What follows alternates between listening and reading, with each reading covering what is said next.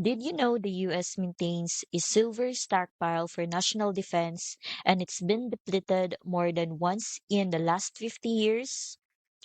Understanding this can give insight into how silver supply affects its value. The US keeps a silver stockpile for national defense. According to the Why Precious Metals Guide, this stockpile has been depleted twice over the last 50 years.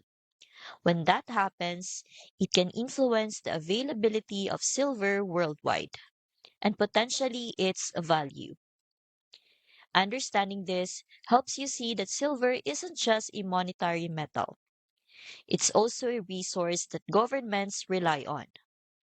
This historical perspective can guide how much silver you might consider including in a retirement portfolio, balancing potential growth with stability. This guide is just one of 8 PDFs in the free Gold RA Ultimate Guide bundle, alongside titles like the Silver Scheme Report and Company Integrity Checklist, all designed to give you practical insights before making any investment decisions. I've linked this guide in the description. You can download it for free and see how government stockpiles and supply dynamics influence silver's long term value. You can find the link in the description.